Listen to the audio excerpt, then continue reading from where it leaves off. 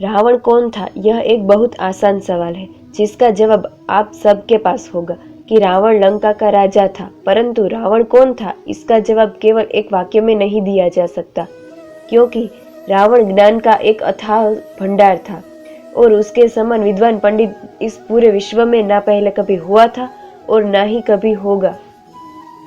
अब आप सोच रहे होंगे कि यदि यह पंडित था तो भगवान राम ने उसका वध क्यों किया? इसके बारे में हम आगे चर्चा करेंगे।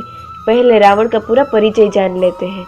दरअसल रावण एक बहुत बड़ा विद्वान, राजनीतिज्ञ, सेनापति, वास्तुकला का ज्ञाता और साथ ही बहुत सारे ज्ञान विज्ञान से जुड़े ग्रंथों का ज्ञाता रावण था।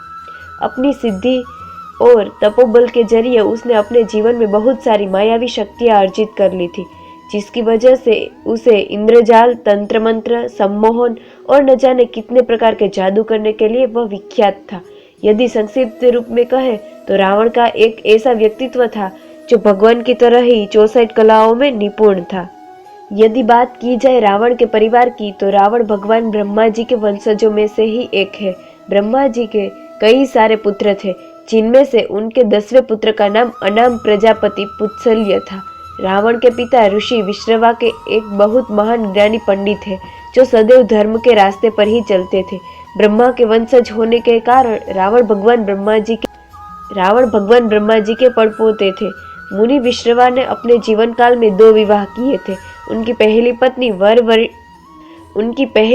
वरवर्णिनी और दूसरी पत्नी केकेसी थी। उनकी पहली पत्नी वरवर्णिनी एक पुत्र को जन्म दिया, जिसे आज आप कुबेर के नाम से जानते हैं। जी हाँ, वही जो दुनिया के सभी खजानों के राजा माने जाते हैं। और दूसरी पत्नी कैकसी ने अशुभ समय पर गर्भ धारण करके कुंभकर्ण, शूर्पणखा और रावण जैसे क्रूर राक्षसों को जन्म दिया। परंतु एक सकारात्मक काम भी उनके साथ हुआ जब उन्होंने विभीषण को जन्म दिया। विभीषण राक्षस कुल में पैदा होने के बाद भी बहुत ज्यादा सहज स्वभाव का व्यक्ति था। रावण की पूरी कथा का वर्णन रामायण में मिलता है, लेकिन रावण पूर्व जन्म में कौन था, इसके बारे में कम ही लोग जानते हैं। आज हम आपको रावण के पूर्व जन्म की कथा सुना रहे हैं, जो इस प्रकार है। श्रीमद् भागवत के अनुसार सतयुग में भगवान विष्णु के जय विजय नाम के 2 द्वारपाल थे, जो सदैव वैकुंठ के द्वार पर खड़े रहकर श्री हरि की सेवा करते थे। एक बार सनकादि मुनि भगवान विष्णु के दर्शन करने आए, लेकिन उन्हें जय विजय ने रोक लिया। क्रोधित होकर सनकादि मुनि ने उन्हें राक्षस योनि में जन्म लेने का श्राप दे दिया। तभी भगवान विष्णु वहां आ गए और उन्होंने जय विजय को श्राप मुक्त करने की प्रार्थना की। सनकादि मुनि ने कहा कि इनके कारण आपके दर्शन करने में हमें 3 क्षण की देरी हुई है, इसीलिए ये 3 जन्मों तक राक्षस योनि में जन्म लेंगे और तीनों ही जन्म में इनका अंत स्वयं भगवान श्री हरि करेंगे। उनका पहले जन्म में बने हिरण्यकशिप व हिरण्याक्ष।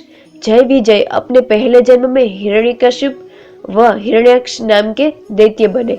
हिरण्याक्ष ने जब धरती को ले जाकर समुद्र में छिपा दिया, तब भगवान विष्णु ने वराह अवतार लेकर उसका वध कर दिया और धरती को पुनः अपने स्थान पर स्थापित कर दिया।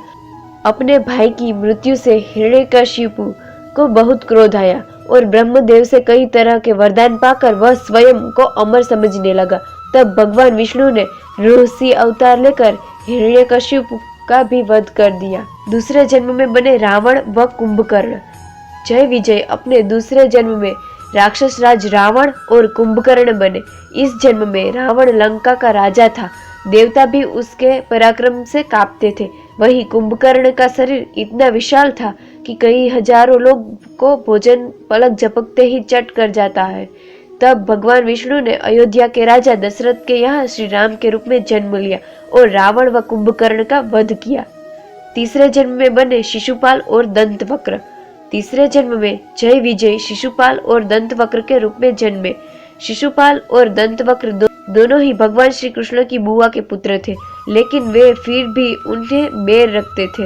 युधिष्ठिर के राजसूय यज्ञ में श्री कृष्ण ने सबके सामने शिशुपाल का वध कर दिया। तब दंतवक्र वहां से भाग गया। बाद में भगवान श्री कृष्ण ने उसका भी वध कर दिया।